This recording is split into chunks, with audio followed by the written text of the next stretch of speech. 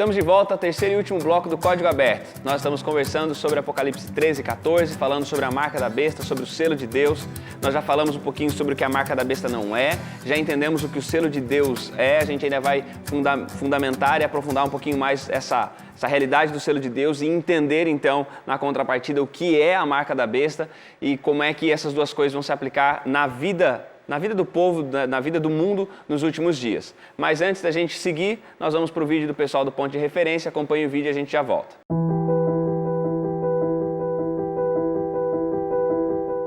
Em toda a história desse mundo, Deus sempre teve um povo distinto, que carregava sua luz, seus ensinos, sua marca. Uma dessas marcas do povo do Senhor era a circuncisão. Ordenada por Deus a Abraão e seus descendentes, era um símbolo de que eles seriam o povo de Deus e de renovação do coração e preceitos do Senhor. Da mesma forma, o batismo foi também um símbolo deixado por Jesus, como uma forma de sepultar o velho eu e os pecados nas águas. Mas o sinal mais antigo que simboliza o povo de Deus foi dado na criação, o sábado. Mostra que pertencemos duplamente a Deus, porque fomos criados e remidos na cruz. As marcas estão relacionadas à adoração. A primeira mensagem angélica nos conclama a adorar apenas o Deus Criador, aquele que fez o céu, a terra, o mar e as fontes das águas. Uma referência clara à semana da criação concluída no sábado, o dia do Senhor, de descanso e adoração ao Criador. Essa, então, será a principal marca dos filhos de Deus nos últimos dias. Dessa forma, a marca da besta citada na terceira mensagem angélica de Apocalipse 14 também se refere à adoração. Nesse caso, a falsa adoração. O selo de Deus dado ao seu povo é sinal de propriedade aos que escolheram adorar, obedecer e, mediante o Espírito do Senhor, passaram a refletir o caráter do Pai. Apocalipse revela que o povo de Deus é aquele que guarda os mandamentos, as leis de Deus e tem a fé em Jesus. Nos últimos dias, a besta cuidaria em mudar os tempos e as leis, e essa profecia se cumpriu. Mas ainda falta a segunda parte dessa profecia, que diz que fizesse morrer quantos não adorassem a imagem da besta. Felizmente ainda não chegamos a esse ponto, pelo menos não em escala global, e por isso podemos concluir que a porta da graça ainda está aberta e ninguém ainda recebeu definitivamente a marca da besta. Ninguém será salvo ou perdido por causa do sábado, e sim mediante a fé em Jesus. Mas profeticamente podemos ver que a guarda dos mandamentos de Deus, em especial do sábado, será um selo, porque denotará fidelidade, obediência e principalmente adoração. Adoração ao Deus que tudo fez, criou o mundo em 6 dias e ao 7º dia descansou da sua obra criadora. E adoração ao Deus Redentor, que morreu na cruz e descansou no 7º dia de sua obra redentora e ressuscitou. Temei a Deus e dá-lhe glória, e adorai aquele que fez os céus, a terra, o mar e as fontes das águas. Que a paz seja convosco. Terceiro bloco também é o momento em que a gente ouve música. E a gente vai ouvir mais uma vez o Joel cantando pra gente. Qual que é a música que você escolheu para hoje, Joel? A música é Não Sou Nada. Ela tem a ver com um quebrantamento, um reconhecimento nosso de que a gente não é nada e que sem Deus a gente não consegue nada, e ao contrário, né? Com Deus a gente consegue tudo, né? E só Ele pode nos fortalecer. Amém.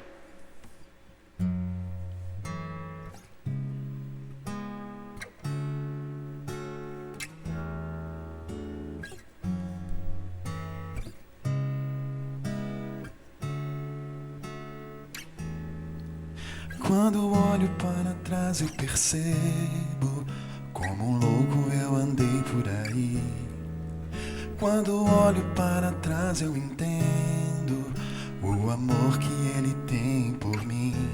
Porque sou criança, não vi o perigo e por isso tantas vezes caí. Eu sou tão rebelde e um pouco atrevido. Quantas vezes eu pensei só em mim. Não sou nada, você é tudo. Eu sou pó, você é vida. Eu só sei errar, você sabe amar. Só você pode me fazer alguém melhor.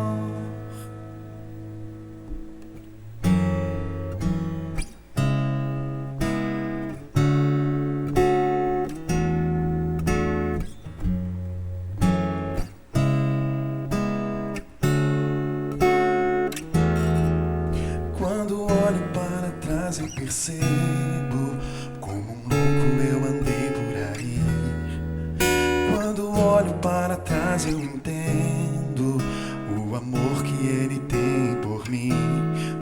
sou criança, não vi o perigo, e por isso tantas vezes caí. Eu sou tão rebelde e um pouco atrevido. Quantas vezes eu pensei só em mim. Não sou nada, você é tudo. Eu sou pó, você é vida. Eu só sei errar, você sabe amar. Só você pode me fazer alguém melhor. Não sou nada, você é tudo. Eu sou pó, você é vida. Eu só sei errar, você sabe amar. Só você pode me fazer alguém melhor. Só você pode me fazer alguém melhor. Amém. Amém? Amém. Que Deus seja louvado mais uma vez, João. E pensando nesse reconhecimento humilde, né, da gente entender, tem a ver com esse reconhecimento da propriedade, né? A gente reconhece a soberania de Deus, a gente reconhece a grandiosidade dele e a gente aceita o selo dele. A gente viu no último bloco e ficou clara essa questão de que o sábado dá essa ideia, que é o selo de Deus. Que o sábado tem as características para preencher essa ideia do selo de Deus. Então, só para entender, então quer dizer que nos últimos dias, no tempo do fim, nos últimos momentos, nós seremos chamados a nos identificarmos como povo de Deus através da guarda de um dia. É isso? Antes, nós vamos receber o Espírito Santo, no que é um outro assunto, né? A Bíblia chama de chuva serôdia. O Espírito Santo, ele já está sobre nós, sobre o seu povo, trabalhando, nos levando à santificação. Ezequiel 20, versículo 12, fala que vocês vão guardar o sábado para que saibam que eu sou o Senhor que os santifica, o Senhor que separa e trabalha a vida de vocês. E aí, você olhando em Apocalipse 7, você percebe que vai chegar um tempo em que as pessoas serão seladas de uma maneira especial. Capítulo 7, versículo 2. O anjo que subia do nascente do sol tinha o selo do Deus vivo. Clamou em grande voz aos 4 anjos, aos quais foram dado fazer dano à terra, os anjos fariam dano à terra, e a ordem foi: não danifiqueis, versículo 3, não danifiqueis a terra, nem o mar, nem as árvores, até selarmos na fronte os servos do nosso Deus. É a mesma descrição que aparece no capítulo 14 do pessoal selado. Esse selamento, através do Espírito Santo, é para a proteção do povo de Deus. Você vê, né? Ele segura os anjos, não danifique ainda, porque nós vamos selar esse pessoal. Aí depois do selamento, agora solta os ventos, agora pode danificar, né? Então no capítulo 14 aparece a função do selamento no versículo 10. Beberão do vinho da cólera de Deus, preparado sem mistura do cálice da sua ira, e serão atormentados com fogo e enxofre diante dos santos anjos e da presença do Cordeiro. Quem? No versículo anterior fala, aquele que recebeu a marca da besta. Então, receber a marca da besta é sinal de receber a destruição. Receber o selo de Deus é sinal de receber a proteção. Não vai receber as pragas, os castigos. Então, é uma marca, como foi dito pelo Joel, uma marca que você vai ter que escolher, né? Vai ficar uma encruzilhada. Você vai receber a marca da besta e ser punido por isso, ou vai receber o selo de Deus e ser protegido por isso? A gente está falando, isso que o Isaac falou foi fundamental, porque em 1 Coríntios 6, verso 19, diz o seguinte: olha, acaso não sabem que o corpo de vocês é santuário do Espírito Santo, que habita em vocês, e que lhe foi dado por Deus, e que vocês não são de vocês mesmos? Quer dizer, a gente pertence a alguém. E ele continua dizendo, vocês foram comprados por alto preço. Portanto, glorifiquem a Deus com o seu próprio corpo. Então, a glorificação do nome do Senhor é feita através das minhas ações, daquilo que eu faço com o meu corpo. Aí envolve como eu me alimento, o dia que eu guardo, envolve todas essas questões, vamos dizer assim, o fazer e o não fazer. Aí sim entra as nossas ações. E dar glória a Deus, como nós vimos, é uma das ordens também do primeiro anjo, né? Glorifiquem a Deus através do corpo de vocês. Dar glória a Deus tem tudo a ver com a ordem que Quer recebemos. dizer, o Espírito Santo de Deus, ele habita em nós, ele nos convence do pecado, da justiça e do juízo, e ele nos remete a tomar atitudes que nos posicionam como filhos e selados do Senhor. Exatamente. E não é só a guarda do sábado, necessariamente, que nós estamos falando aqui, como você falou, Ale. O selo de Deus me faz mudar em todos os aspectos da minha vida. É assim, é um ciclo vicioso. Você vai, quando você vê, é o processo de santificação, né? É o processo de que você está vendo que quanto mais você vê, quanto mais você entende essa graça de Jesus, mais você precisa mudar. Necessita uma mudança, necessita algo externo, não só interno. E é interessante que não tem como a gente ficar fora desse grande conflito, né?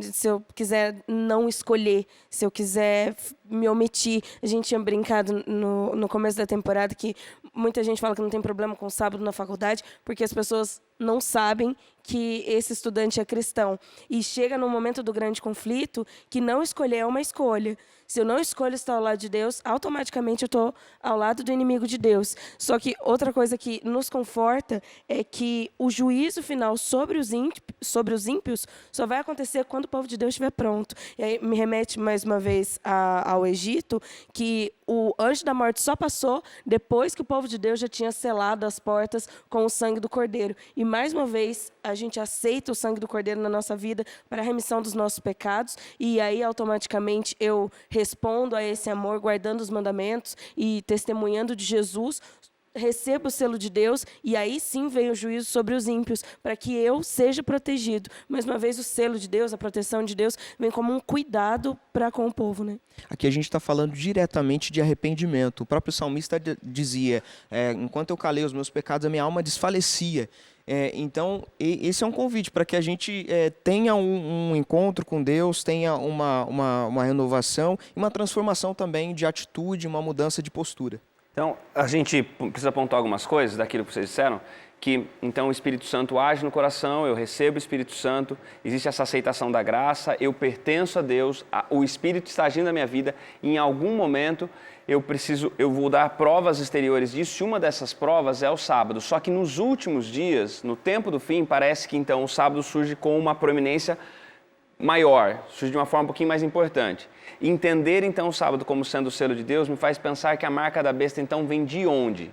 Como é e de onde vem essa marca da besta? Se o selo de Deus se o selo de Deus é da natureza de guardar um dia, como eu entendo a marca? Historicamente, a gente já viu isso acontecer, né?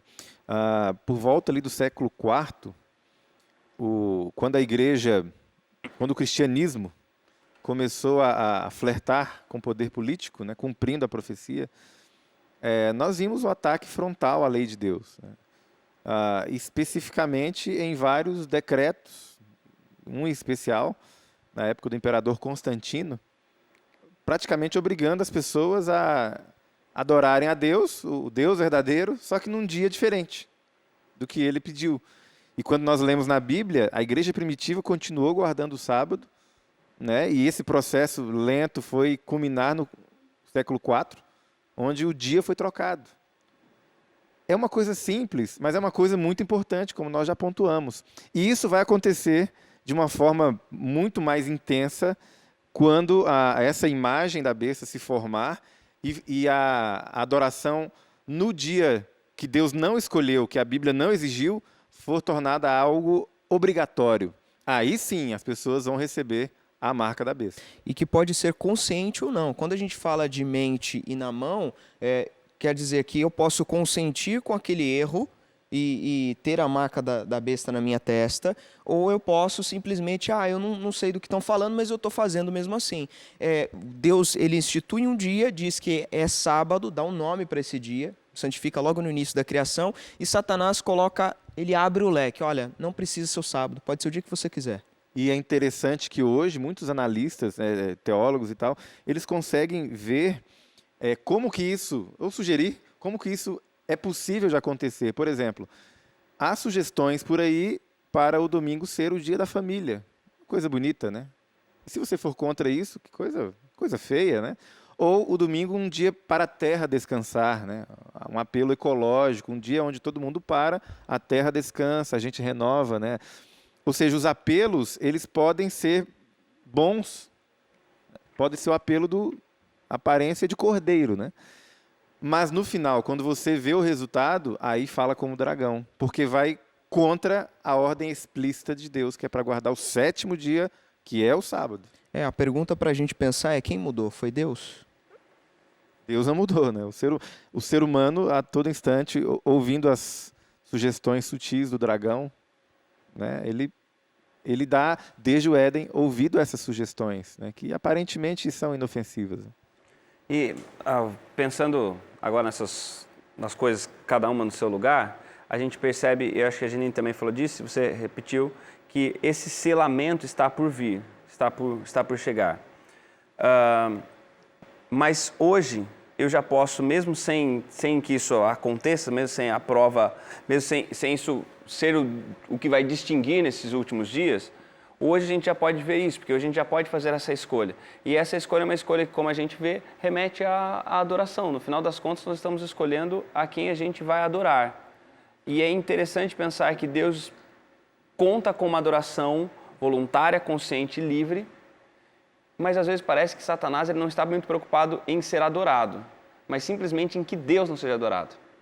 E aí ele quer estragar o que Deus consegue, né? Por exemplo, Deus cria, ele não consegue criar, então ele quer que as pessoas esqueçam que Deus é o criador, teoria da evolução, já estudamos.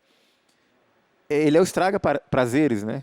Ele tem tanta inveja do Altíssimo, do Deus verdadeiro, que ele sabe que nunca vai conseguir chegar lá. Então ele faz assim, bom, então eu vou estragar o que Deus consegue. A gente está falando da imagem da besta, né? Quando a besta ela impõe uma maneira de pensar, uma mentalidade, e toda vez que você se espelha nisso e pensa nisso de uma forma, pode ser até automática ou intuitiva, você acaba fazendo imagem à besta. E assim, trazendo uma linguagem bem figurada, meu time não precisa ganhar, contanto que o seu time perca.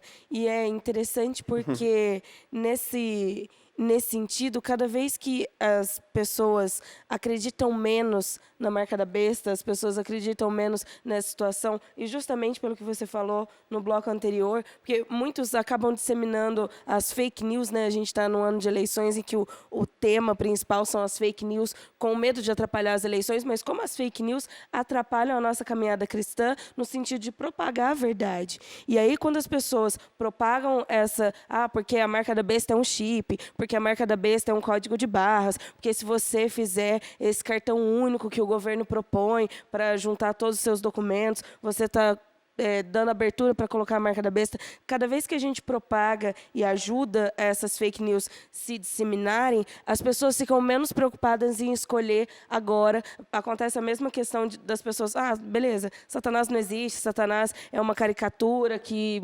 inventaram séculos atrás e tal, e as pessoas ficam menos preocupadas com a salvação. Só que, como você disse, a marca da besta não está em ninguém ainda, o selo de Deus, a gente não está com essa marca evidente, mas o dia da minha salvação é hoje, o momento de eu escolher é agora. Se eu deixar para escolher lá, pode ser que a porta da graça já tenha se fechado.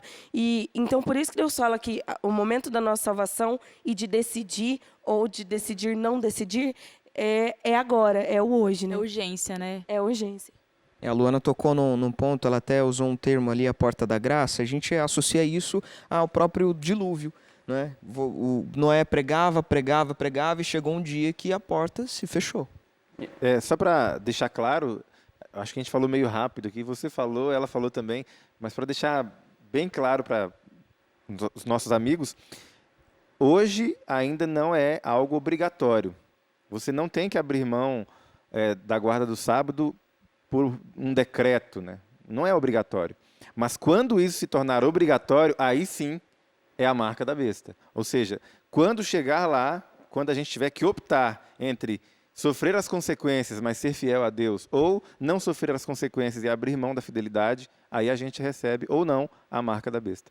Eu quero ler um texto para a gente encerrar, voltando ao livro Grande Conflito e pensando nisso que a gente conversou, que diz o seguinte: o sábado, a grande prova de lealdade, é o ponto da verdade especialmente controvertido. Enquanto que a observância do falso sábado será uma declaração de fidelidade ao poder que se opõe a Deus, a guarda do verdadeiro sábado será uma prova de lealdade ao Criador. Enquanto que uma classe recebe a marca da besta, a outra recebe o selo de Deus. é notório que ficam 2 grupos apenas. O final da história é isso, são apenas 2 grupos.